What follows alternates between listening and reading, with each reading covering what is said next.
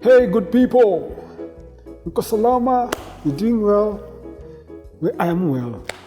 And so are the people who are called by my name. Do you know I have some, by the way? And a light touch. I thank God for this opportunity. Today I want to talk about God who gives a second chance. And the story is derived from the book of Judges. I'll start with chapter 13 all the way to chapter 16. Now this is the story of Samson, and you guys know it. When Samson, the parents of Samson, when they got him, after asking God for a child, when they got him, this was the promise of what Samson was going to be, Samson was going to be dedicated to God, and he would become a Nazarite. Now, three things that defined a Nazarite.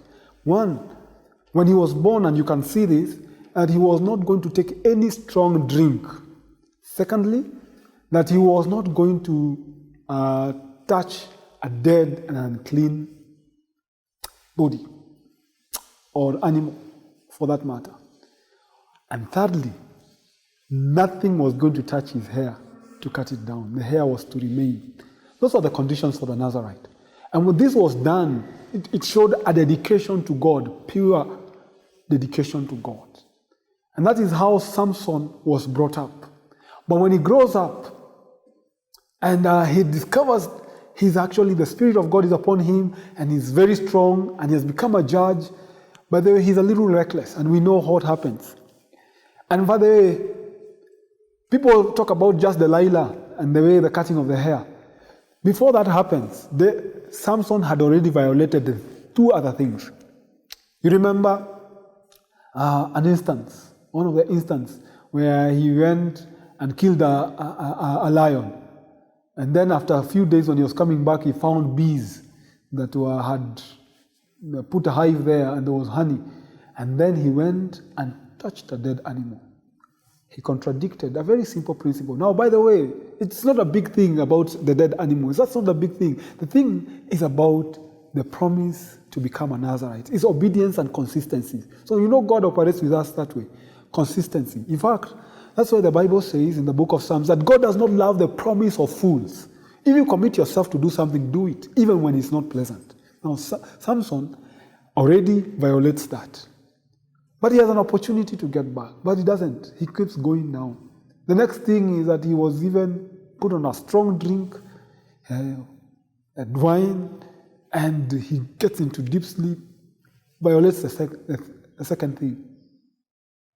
And on the last time, this guy, he tells of the secret, and the hair is cut off, and the energy and the strength and the power is gone. He was a Nazarite, and at this point, the mark that distinguished him as a Nazarite is lost.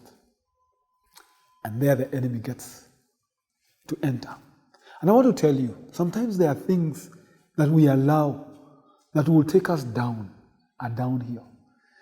We take them for granted. Sometimes we are playing with fire. By the way, even when now Samson his hair is almost being cut, he begins by telling other stories, but progressively he allows Delilah to get to that place. And some people will tell, if you hold my knee, you tie it with some kamba and stuff like that.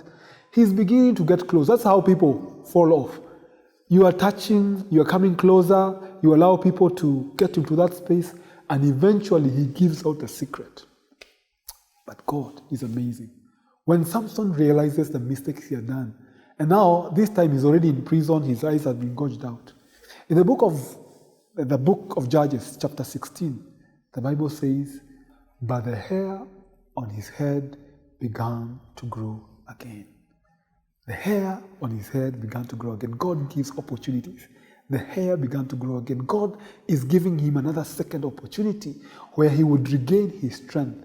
And if he could use that strength to defeat the enemy, he had an opportunity. God gives chances. I don't know what your situation has been. I don't know what you are suffering from, and I don't know how things have been. And you feel like you're fallen off from grace. Let me remind you, the hair on his head began to grow again. Even for you, God is giving you a second opportunity. And he will give you not only a second, even a third one, because his intention is that you come back. And the Bible says, when now he faced the enemies, when he got hold of the pillars, He killed more enemies than he had ever killed before. Why? Because God had restored him. And God will restore you so that your victory, your latter victory, will be greater than that of the former. Consider that. And the Lord will bless you. Peace. Baraka nyingi.